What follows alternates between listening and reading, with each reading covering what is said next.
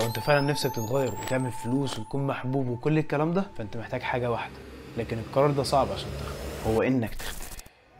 انا زيك بالظبط، زي كل الشباب بدور على ان انا اكون مبسوط، مشهور، معايا فلوس. كنت فاكر اني وصلت لكل ده، بس الحقيقه كنت ضايع. اكتشفت ان انا كل اللي عايشه وهم تحت مسمى ان انا روش او شبح او جامد، ايا يكن المسمى اللي انتوا بتسموه. ما تقلقش، لان مش انا وانت بس اللي كنا بالشكل ده. مفيش بطل قصه انت تعرفها الا وبدايتها تلاقيها شخص ضايع وحيد عنده مشاكل في حياته. وفعلا من اول ما ابتديت اشوف نفسي بطل قصتي ونظرتي لنفسي اتغيرت. لكن انا لسه بطل قصته بتتكتب. بس خلينا نرجع شويه عشان نشوف احنا مرينا بايه ويعني ايه ليستر. مصر تحديدا المنصوره. يوسف حسن او ليستر في 2021. كنت ضايع زي ما قلت لك، وكنت فاكر ان حياتي كلها هتبقى في الحفلات، البارات، الممنوعات، او ابسطها قعده القهوه اللي كنت بقعدها مع الناس الغلط. وكنت فاكر ان كل ده هو اللي هيخليني جامد، ومكانش فارق معايا اي حد ولا راي اي حد فيا. كنت حاسس ان انا اقدر اعمل اللي انا عايزه بدون اعتبار بقى للاهل، للمجتمع، ولا حتى المستقبلي. ولو سالتني انا استفدت ايه من كل اللي انا عملته في الفتره دي، هقول لك بصراحه انا ما اعرفش، بس انا كنت مبسوط. فعشان كده كنت لوست او ضايع، لان انا عارف الصح وكنت بعمل الغلط زي اي حد بيعمل الغلط وهو عارف ان هو غلط. وفضلت بالشكل ده لحد ثالثه ثانوي، لحد ما حسيت ان انا عايز اقعد مع نفسي وراجع نفسي. فدخلت في فتره جديده تماما، فتره فيها عزله للنفس، وهي فتره الايزوليت.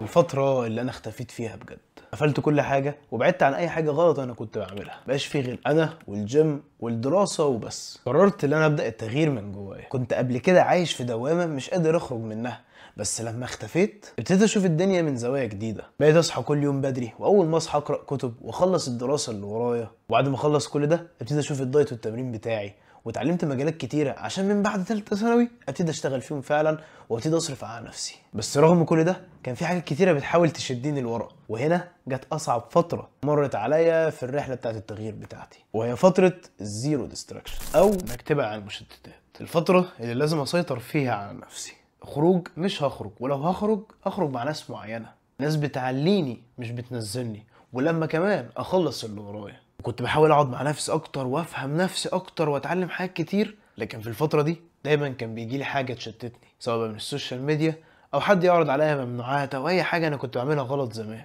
فهنا انا قررت ان انا هاخد عهد على نفسي، مسحت السوشيال ميديا، وكانش اي حد يقدر يوصل لي من الناس اللي كانت بتشدني للغلط. فمن اللي انا عملته صغرت دايرتي، ما قطعتش على الناس كلها عشان اقدر اركز على هدفي. لان انا كنت حاطط قدامي هدف واضح، ان انا لازم اتغير، لازم اخلي اهلي فخورين بيا، ونفسي اوصل للعيشه مش اللي اكون فيها غني ولا اكون فيها معايا فلوس كتير، لا، اللي اكون فيها ربنا واهلي راضيين عني. بس طبعا كل الكلام ده ما كانش سهل، كل خطوه من دول كانوا صعبين جدا ان انا اخدهم. لكن كنت عارف ان انا عشان اتغير لازم اضحي بحاجه، وان عشان ابدل عاده سيئه لازم ابدلها بعاده احسن منها. وصدقني عمرها ما كانت سهل. الموضوع كله في انك تحاول وتفضل تستمر انك فعلا تغير من نفسك. من ساعتها حصل تحول كبير، سواء بقى لحياتي، لجسمي، لشخصيتي، لتفكيري. وهنا اكتشفت ان انا فعلا ابتديت اتغير، ودي كانت فتره الترانسفورميشن او التحول. ودي الفتره اللي ابتديت احس ان بقى في تحول حقيقي. ابتديت احس ان اللي بعمله بيفرق، شويه بشويه، لكن في تغيير حقيقي، مش بس في اللي بشوف في المرايه من جسم، لا، في عقلي، في طريقه تفكيري. بقيت انظم وقتي واخطط ليومي. كان كل يوم ليا هدف ولازم احققه. وخلصت ثالثه ثانوي من هنا، وقلت ان انا لازم اشارككم التحول ده. بدات ان انا اعمل فيديوهات على اليوتيوب واشارك الناس التجربه اللي انا مريت بيها، وازاي فعلا قدرت اطلع من الموضوع ده، واساعد الناس الفقد الامل في التغيير، اللي انا اعرفهم ان التغيير ممكن وتقدر تتغير في اي وقت. وافتكر ان اكتر الناس اللي كانوا عارفين فعلا ان انا اتغيرت هم اللي كانوا موجودين زمان. وده كان الوقت اللي حسيت فيه ان انا اتولدت من جديد. تعال بقى نغير زاويه ونروح هناك واقول لك الملخص لكل الفتره ديت. فترة الريبيرث او الولادة الجديدة دي الفترة اللي حسيت فيها ان انا اتولدت من جديد. حسيت ان انا لقيت نفسي فعلا. حسيت ان مش بس يوسف اللي الناس تعرفه. من هنا اتولد شخصية جديدة باسم جديد، وهو ليستر. والاسم مش مجرد اسم كده وخلاص، الاسم بيمثل كل المراحل اللي مريت بيها، سواء من ضياع، عزلة، قطع كل المشتتات، والتحول، واخر حاجة الولادة الجديدة. عملت حاجات عمري ما كنت اتخيل ان انا اعملها. بقالي سنة كاملة بنزل يوتيوب بنصح الناس بكل الحاجات اللي انا مريت بيها، وكل فيديو نزل في السنة دي بيحكي جزء من الرحلة دي. بس انا اكتشفت ان انا مش لوحدي اللي مريت بكل الكلام ده.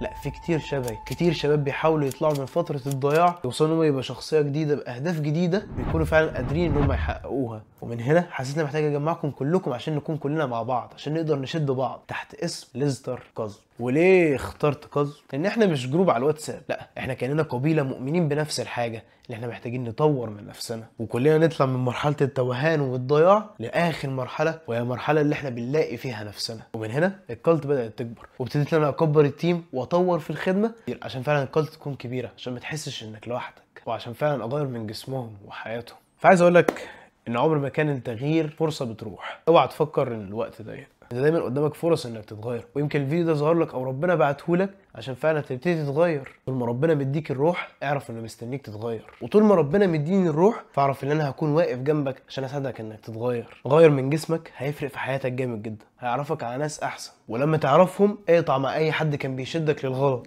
ولما تقطع اعزل نفسك واختفي وطور من مهاره عندك مهما كانت ايه. اي مهاره دايما هتلاقي فيها مشكله، ولما تلاقي مشكلتها حاول تحلها، ولو حلتها بيع الحل ده. صدقني ده طريق نجاح اي بزنس. طريق النجاح سهل ومعروف، لكن التزامك بيه وسيطرتك على نفسك هو ده الموضوع كله. وخليك دايما فاكر ان ليستر كالت عمرها ما كانت للتدريب بس، ليستر كالت هي بدايه لرحله جديده. وخليك جاهز لان الفيديو الجاي هيبقى فيديو لتحول واحد من المتابعين. اخر حاجه اقولها لك، اختفي لانها فعلا هتفرق في حياتك، وخليك بطل قصتك للاخر. وبس كده، سلام عليكم.